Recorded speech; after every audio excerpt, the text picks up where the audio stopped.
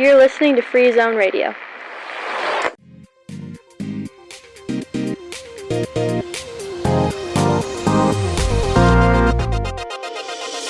Welcome back to another Friday's Voice. It's a special feature of our podcast where one kid gets to have the voice, gets to have the spotlight, gets to feature themselves through the microphone. They'll share with you, Radio America, the 5 things they really want you to know that are important about them, or the way they see the world, or the things they want people to remember about them once they've graduated and moved on. This week, we're hearing from another one of my AP students. My earliest memory of her is a funny video she and my daughter made during their freshman year. Well, since then, she became part of our honors class, an active member of journalism, a committed member of band, and once again, an AP student. She has a brilliant voice, but like many in journalism, she can be shy at first, and she's learned an early lesson in the consequences of writing. Feedback can sting, especially those folks who don't want to hear the truth when it's served to them. This week, meet Aubrey.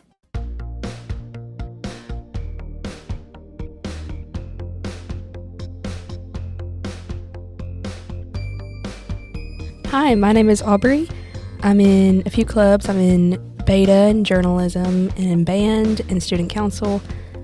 A small thing that makes a big difference in my day is having a few minutes to just spend time and talk with my friends, because it gives me an outlet away from everything with school and the stress of school, especially with college coming up. I think that it is a great thing to just spend some time and stop worrying about the writing that I have to do for AP and journalism and some of the stuff that I have to do with math and other classes like that. I think it's just a good time to talk with my friends and decompress, especially in the mornings.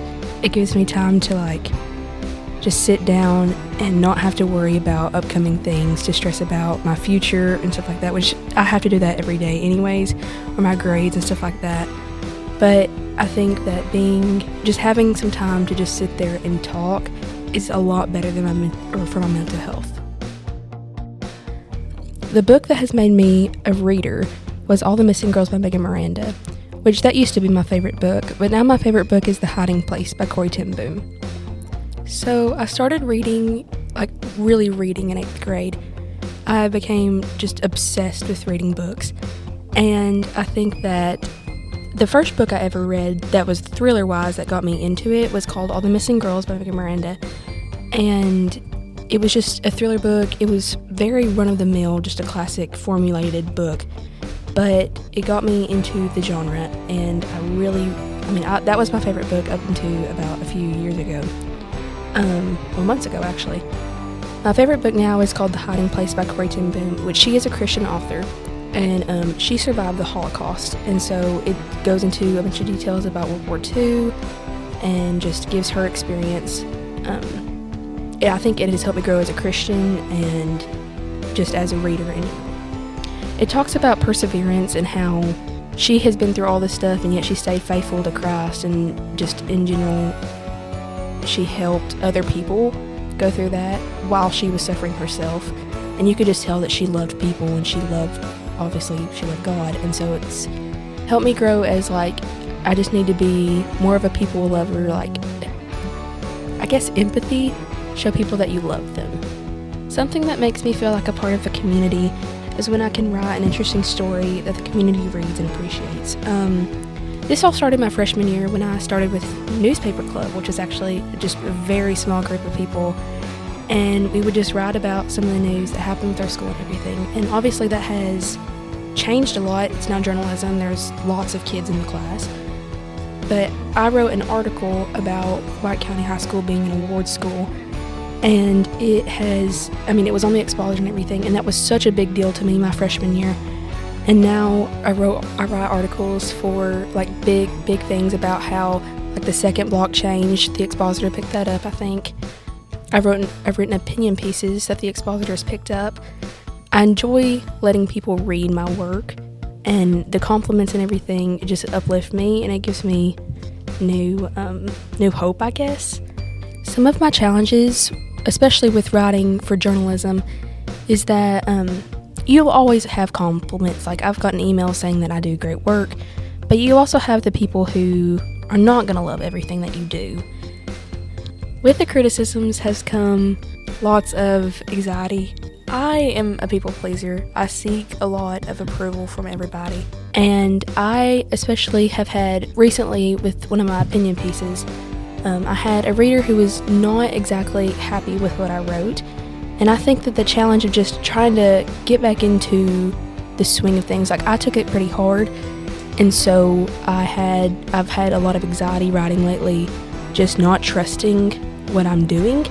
And I think that this has pushed me to kind of further in my writing style and like just understand why I write, what I write for, my style just in general. And I think that will also help me in my future career, because I plan to go to college for communications, and I want to major with public relations. And so I think that in that career you're going to have a lot of challenges with people not liking your work or not agreeing with you. And I think that it has made my self-esteem go up, just knowing that I don't have to deal with, like, if a negative comment happens, it's not the end of the world. I can keep doing what I would do without having a bunch of people there's always going to be people who compliment me. The reason I take AP classes is not because of, obviously, yes, it is so I can get a college credit, but the people who I have been friends with in high school are all in this class. We all have been together through sophomore year, freshman year. We have amazing book talks, which I love. This class is it's not any run-of-the-mill class. You actually have fun. Yes, it's rigorous. You do write a lot and stuff like that, but it's not the end of the world if you have to write every single day.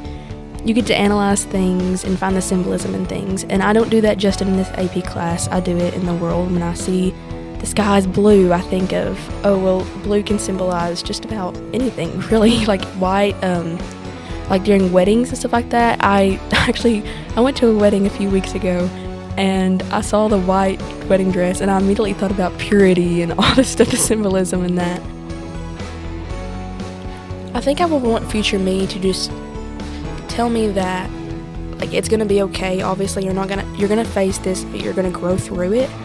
And that you shouldn't care as much of what people think about you, because you're doing work and people do appreciate your work and like it. It's not that people don't enjoy it, it's that people don't agree with it, and so they don't have a problem with you, they just have a problem with the things you're writing about. The legacy I want people to remember me as, I want to be remembered as somebody who loves people and loves God, and it's very obvious that I do. I don't want anybody to think that I don't like a person because of how they were raised or any just assumptions that people would assume about somebody. I want to meet the person, get to know a person. Well, obviously there's a lot of hate and a lot of war, and I feel like that's a general statement. I feel like a lot of people say that, but it's not something I think that should be taken lightly. That people tend to go to one friend group, which is fine. I do the same thing. But I think it's a good thing to reach out into other friend groups and meet new people and find new people and just show them love. If I could teleport 6 years into the future and be 23 years old, I would like to have a good job, something definitely like public speaking or journalism or getting to write. I want a nice family and, stay in church.